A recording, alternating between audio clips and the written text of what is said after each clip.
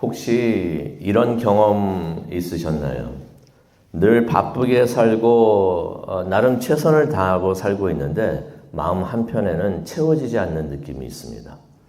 열심히 사는데 만족이 없어요. 분주한데 기쁨이 없습니다. 학계 일장의 사람들이 그런 삶을 살고 있었습니다. 그때 주어진 하나님의 말씀이 있었는데 그 말씀은 단순하지만은 그들의 마음의 핵심을 찌르는 하나님의 말씀이었습니다.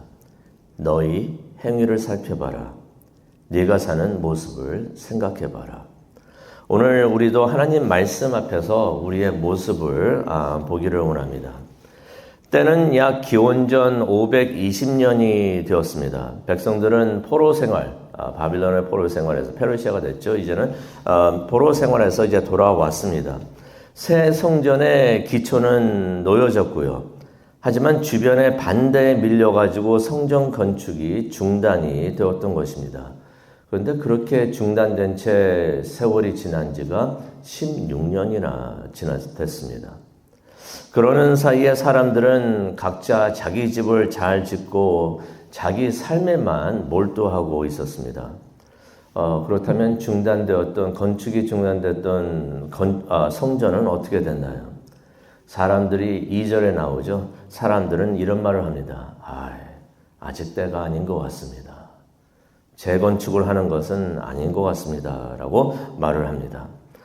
그때 하나님께서 선지자 학개를 통해서 말씀을 하십니다. 1절에 그런 내용이 나와 있습니다.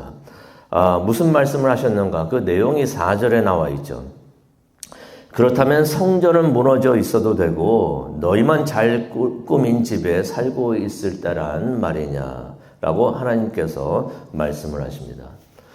백성들이 지금은 때가 아닌 것 같습니다 라고 말을 하고 있는데 성전을 지을 때가 아니라고 말을 하는 것입니다. 조심스럽게 말을 하는 것을 우리가 보게 됩니다. 사람들이 무척이나 신중한 것 같습니다. 영적인 것 같아 보이기도 합니다.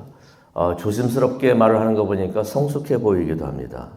근데 이 사람들의 이런 모습이 이해도 되는 것이 이전에 성전 건축을 반대했던 사람들 때문에 큰 실망과 낙심을 겪었던 것이에요.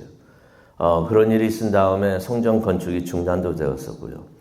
아마 다시는 그런 일을 겪고 싶지 않을 것이다 라는 생각도 들 것 같습니다. 그런데 이것을 다른 각도에서 보게 되면은 이 사람들의 열정이 식었구나 하는 것을 우리가 알 수가 있습니다. 이전에 성전을 재건축하자면서 고향에 돌아올 때는 뜨거운 열정이 있었는데 하나님의 성전 다시 재건하겠습니다 하면서 뜨거운 마음으로 열심을 다해가지고 이곳으로 예루살렘으로 돌아왔는데 그 열정이 어느새 다 식었던 것입니다. 그런데 그 사람들이 하나 잊고 있었던 것이 있습니다.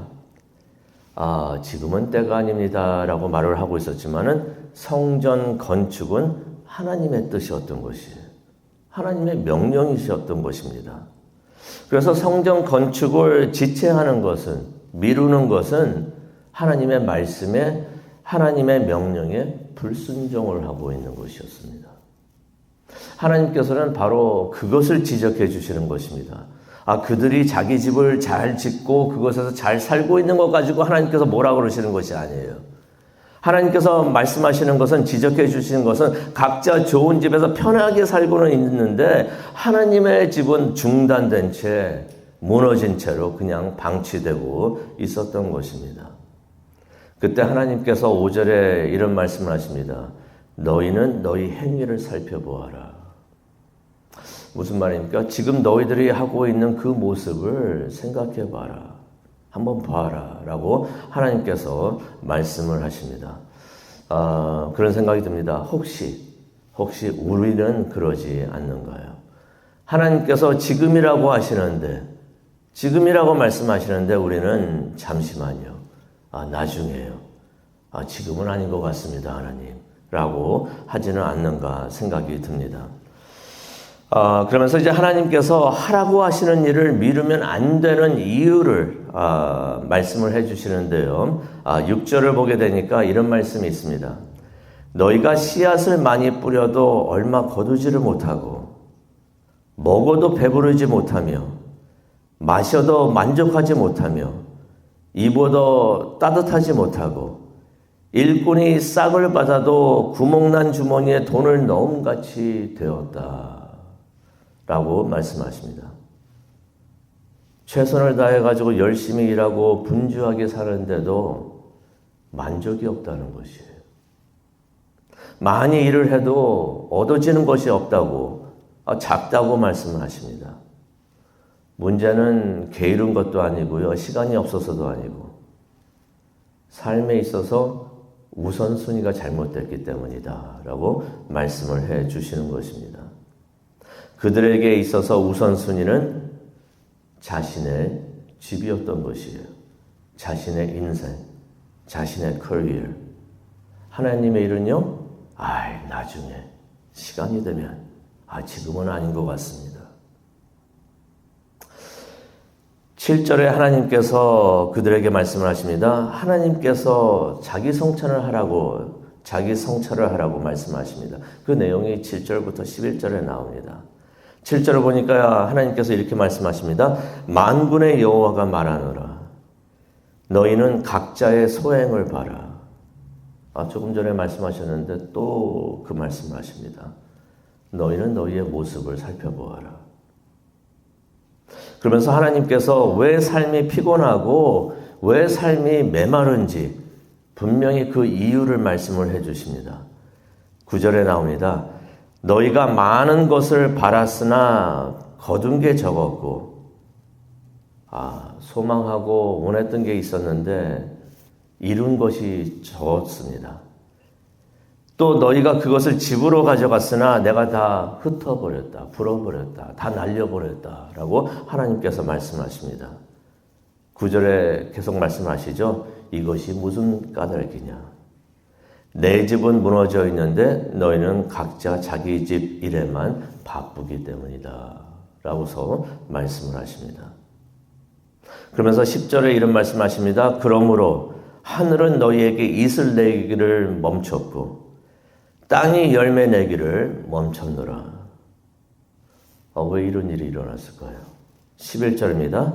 내가 모든 일에 가뭄이 들게 했다.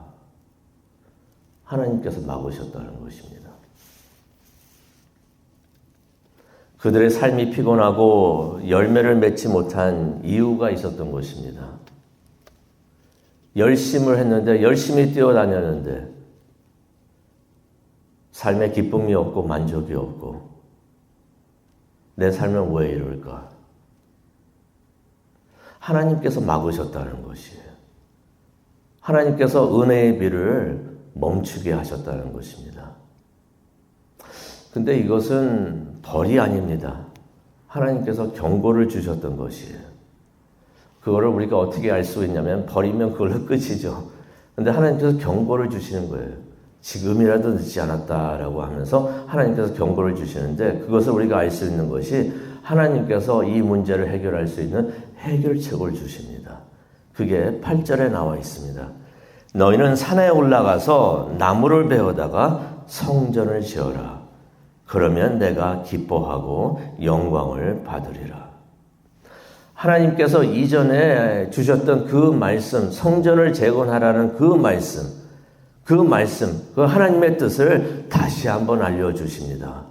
이거 하면은 해결될 것이다. 혹시 우리에게 미뤄두고 있는 하나님의 뜻은 없는가요? 문제가 있는데, 삶에 문제가 있는데 그 문제만을 보는 것이 아니라 그 문제의 원인을 보는 것이 중요하지 않는가 생각을 해봅니다. 문제의 원인을 알아야지 해결책을 우리가 볼 수가 있는 것입니다. 하나님의 뜻을 미루고 행하지 않을 때 축복이 늦어지는 것을 우리가 말씀을 통해서 보게 됩니다. 그러면서 이제 12절부터 15절을 보게 되면은 순종 위에 임하시는 하나님의 임재, 하나님이 순종함에 임하시는 것을 우리가 보게 되는데요. 12절을 보게 되니까 이런 하나님의 말씀을 듣고 이렇게 하나님께서 말씀하실 때 지도자들과 백성들이, 온 백성들이 하나님의 말씀을 잘 듣습니다. 그리고 모두 이번에는 하나님의 말씀에 순종하는 것을 우리가 12절을 통해서 봅니다. 하나님께서 말씀하시니 하나님을 경외하였다, 하나님을 두려워하였다라는 말씀이 나옵니다. 하나님을 두려워하였다는 것은 하나님을 진심으로 온전하게 예배함을 암시를 하고 있습니다. 그때 하나님께서 학개를 통해서 말씀을 하십니다. 13절에 나오죠. 내가 너희와 함께한다. 여호와의 말이니라. 하나님의 임재 원하십니까? 하나님이 함께하심을 우리 모두가 원하는데요. 하나님의 임재, 백성들이 순종할 때 임하시는구나 하는 것을 우리가 말씀을 통해서 깨닫게 됩니다. 그러자 지도자들과 백성들이 한 마음이 되어가지고 성전을 재건을 하는 것을 우리가 보게 됩니다. 그래서 성전 건축이 재건이 시작이 되는데요. 근데 성경은 14절에 이것을 이렇게 설명을 하고 있습니다. 그 말씀을 제가 원본에 있는 말씀을 좀 풀어서 말씀을 드리겠는데요. 14절에 하나님께서 성경은 이렇게 사람들이 성전을 재건축을 하고 있는 것을 이렇게 설명을 하고 있습니다. 하나님께서 그들의 마음을 흔들어 주셔서 마음을 움직여 주셨기 때문이다 라고서 말씀을 해 주십니다. 다시 말해서 하나님께서 그들의 마음에 감동을 주셔서 성전을 재건축하게 하셨다라고 성경은 분명히 기록을 하고 있습니다. 순종은 하나님의 축복을 가져옵니다. 순종하는 마음은 하나님이 우선일 때, 하나님의 삶의 우선이 될 때, 이게 가능한 것이구나 라고 생각이 듭니다. 시간이 아니고 나에게 주어진 시간도 아니고 부지런함도 아니고 순종이 가능할 때는 하나님이 내 삶의 우선이 될 때, 이것이 가능한 일이구나 하는 것을 깨닫게 됩니다. 또 하나님이 우리 삶의 우선이 되지 않을 때는 되는 일이 하나도 없겠구나 라고 우리가 깨닫게 됩니다.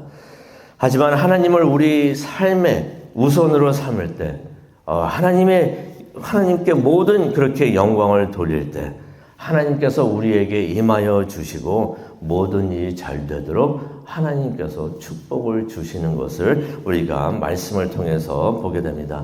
오늘 이 말씀 우리가 묵상하면서 기도하는 시간을 갖기를 원하는데요. 하나님의 축복을 원하십니까? 순종이 축복보다 먼저인 것을 우리가 깨닫기를 원합니다. 하나님이 우리 뜻이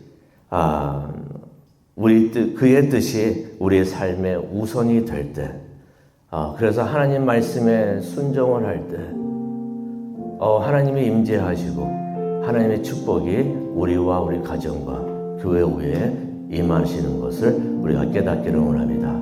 그것을 위해서 기도하는 이 시간 되기를 원합니다. 우리 다 함께 기도하겠습니다. 하나님께서는 이전에 하나님의 뜻을 알려주셨는데 그것을 혹시 미루고 있는 것은 없는지요? 아직 때가 아닙니다 하면서 지체하고 있는 것은 없는지요? 내 삶이 왜 이렇게 메말랐고 만족이 없고 기쁨이 없는가? 이유를 다른 곳에서 찾고 있는 것이 아니라 하나님이 하라고 하시는 그 뜻을 이루지 않는 것 때문에, 하나님이 내 삶의 우선이 되지 않은 것 때문에 그렇게 된 것을 깨닫고 하나님 앞에 나아가기를 원합니다. 말씀을 통하여 다시 한번 우리의 모습을 살펴보게 해주시니 정말로 감사합니다. 말씀 앞에 서기를 원합니다. 잘못된 거 다 회개하기를 원합니다. 하나님 앞에 바로 서는 우리 모두가 될 수 있도록 하나님 이 시간 은혜 내려 주시옵소서. 그것을 위해서 기도하기를 원합니다. 하나님 앞에서 올바르게 온전하게 기도하는 우리 모두가 되게 하여 주시옵소서. 감사합니다. 예수님의 이름으로 기도합니다. 아멘.